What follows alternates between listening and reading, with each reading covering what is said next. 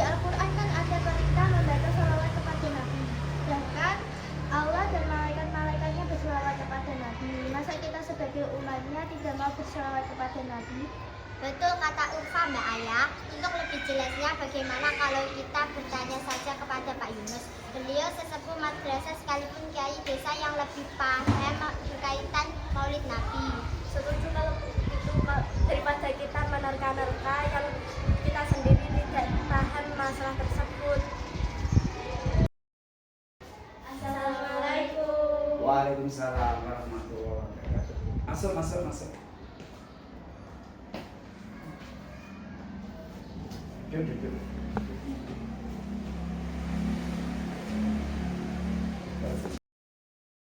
Begini Pak, kami bertiga tadi berbincang dan mengalami kebingungan mengapa di madrasah kita diajarkan membaca Maulid Nabi. Apa tujuannya? Oh, terkait dengan Nabi. Madrasah kita diajarkan Maulid Nabi karena madrasah kita itu MIN Mutahul Falah dan ini berhaluan Ahlus Sunnah wal Jamaah. Nah, di dalam pelajarannya pun, muatan pelajarannya juga ada pelajaran KNU-an, yang mana pelajaran KNU ini adalah mencakup terkait yaitu amaliyah atau perbuatan ibadah yang dilakukan oleh orang-orang NU. Nah, salah satu amaliyah dari orang NU itu adalah ada pembacaan Maulid Nabi atau Sholawat Janji dan sebagainya. Oke. Banyak sekali amaliyah itu, ada tahlil, ziarah kubur, bacaan manaqib, terusan ada lagi maulid, bacaan Maulid Nabi dan lain-lain. Nah, di sini termasuk yang kalian tadi tanyakan, kenapa kok di MI ada pembacaan diajarkan Maulid Nabi? Yaitu karena madrasah kita adalah berhaluan Ahlus Sunnah wal Jamaah, sehingga amaliyah ini kita kerjakan, kita ajarkan mulai dari dini, mulai dari anak-anak tingkat dasar, sehingga nanti kita bisa tertanam di hati kalau sudah besar. Kemudian tujuannya apa? Kok kita ada pembacaan Maulid Nabi? Tujuannya yang pertama menumbuhkan rasa syukur kita kepada Allah atas kelahiran Nabi Muhammad SAW. Karena berkat kelahiran Nabi Muhammad SAW dunia seisinya itu ada. Kalau Nabi Muhammad tidak dilahirkan di dunia ini, otomatis anak-anak semua tidak akan ada di dunia. Bumi seisinya juga tidak ada di dunia ini. Seperti yang di dalam hadis qudsi, laulaka wa ma khalaqtu aflah. Ya.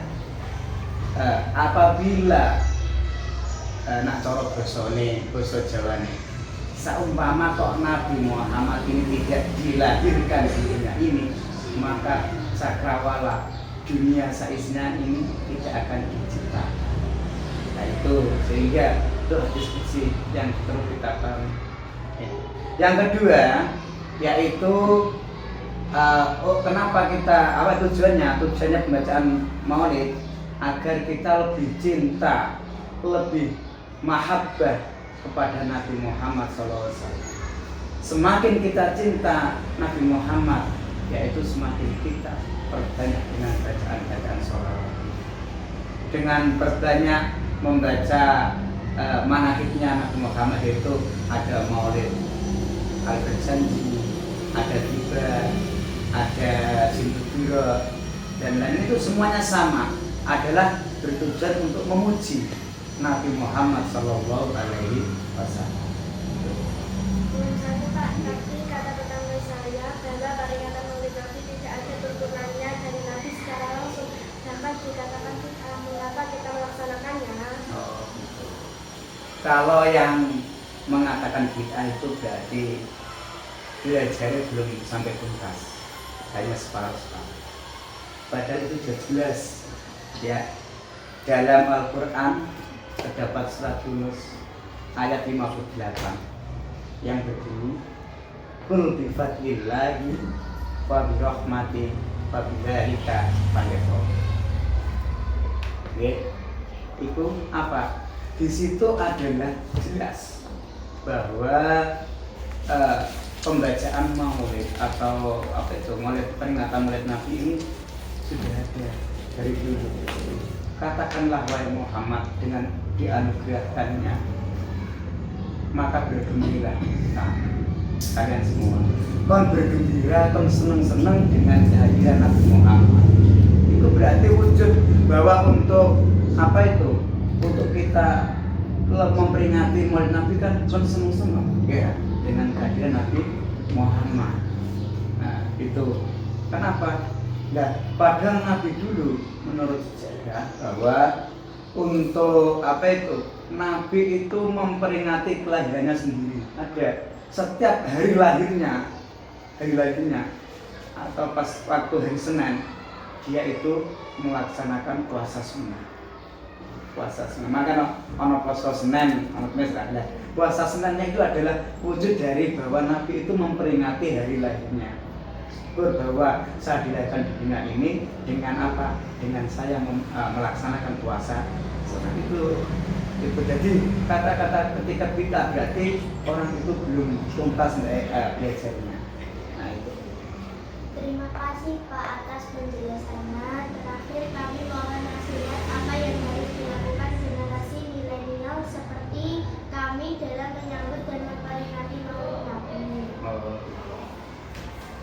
Untuk pesan saya, maksudnya dengan adanya peringatan Maulid Nabi, ada kegiatan-kegiatan Maulid Nabi yang kita laksanakan baik di madrasah, di sekolah kita, ada di rumah dan lain, dan pokoknya setelah kita menghadiri, pesan saya kita harus bisa mengambil hikmah dari Maulid Nabi itu. Apa hikmahnya? Yaitu kita setelah melaksanakan kegiatan Maulid Nabi, kita harus bisa merubah sifat kita. Merubah sifat kita seperti sifatnya Kanjeng Nabi. Ya, seperti apa itu tindak lakunya Kanjeng Nabi. Ya, kok Kanjeng Nabi tingkah lakunya apa? Makanya Nabi adalah dijuluki uswatun hasanah, termasuk suri teladan yang baik, mempunyai akhlak yang baik. Akhlak baik. Berarti anak-anak semua kalian setelah melaksanakan kegiatan Maulid Nabi kok sifatnya kayak orang sesuai, berarti itu tidak mengena di hati anak-anak kegiatan itu. Makanya kalian masih belajar, gunakan ke apa itu ketika habis melaksanakan Maulid Nabi kita apa itu mengangan-angan. Oh berarti Kanjeng Nabi dhisik iki nak karo wong tua apik sopan. Ya, yang lebih tua hormat, yang lebih muda, yang lebih kecil disayangi. Jadi kamu juga bisa apa itu mengimplementasikan atau melaksanakan seperti di sekolah. Nah, ketika dengan adik-adikmu, adik-adik kelasmu, kamu ojo tukari, disayangi, kira. Tapi yang lebih tua, bagus guru kan lebih tua, dihormati. Nah, itu merupakan apa itu hasil dari kalian melaksanakan kegiatan Maulid Nabi. Jadi ono hasilnya, orang hanya sekedar mengadakan Maulid Nabi senang-senang berada, tapi nggak ada dampaknya, nggak ada pengaruhnya sama sekali. Pokoknya intinya kalian setelah melaksanakan Maulid Nabi harus ada hasil atau pengaruh dampak dari hasil itu. Dengan apa? Semua perilaku Kanjeng Nabi Muhammad SAW harus setidaknya kau bisa melaksanakan. Oke? Setidaknya kamu bisa. Pokoknya yang penting ini adalah di sini karena memang yang diunggulkan Nabi Muhammad adalah akhlaknya, sopan santunnya, ya. Karena Nabi Muhammad sendiri kan diciptakan di dunia ini kan hanya satu, kan apa itu? Innama bu'istu liutammima makarimal akhlak. Saya diutus di dunia ini satu saja. Apa itu? Menyempurnakan akhlak yang mulia. Mana pada zaman dahulu, zaman Kanjeng Nabi pas waktu dapat apa itu perintah untuk menyempurnakan akhlak itu apa? Pada zaman jahiliyah kan akhlaknya kan bobrok, kira. Apa itu? Anaknya kalau lahir perempuan dibunuh, dikubur. Itu kan bukan akhlak seorang manusia, tapi akhlak hewan ya. Akhlak hewan itu disuruh menyempurnakan. Setelah akhlaknya bagus, baru dimasuki ajaran-ajaran Islam dengan ilmu. Ketika akhlaknya bagus, dimasuki dengan menuntut ilmu yang bagus dan ajaran-ajaran yang baik. Akhirnya apa? Akhirnya bisa masuk dalam keseharian orang-orang zaman dahulu, bahwa akhlak inilah yang penting kita laksanakan. Seperti itu harus ada dampak dari setelah kalian melaksanakan Maulid Nabi atau memperingati hari kelahiran Nabi Muhammad SAW. Mungkin itu dari keterangan saya, penjelasan saya. Mungkin nanti bisa lebih banyak lagi diterangkan di bab yang lain, atau yang membahas tentang terkait dengan di pelajaran SKI juga ada ya, tentang kelahiran Nabi.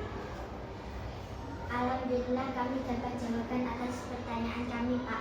Kami rasa cukup dan mau izin melakukan aktivitas selanjutnya. Iya, terima kasih. Assalamualaikum. Waalaikumsalam warahmatullahi wabarakatuh.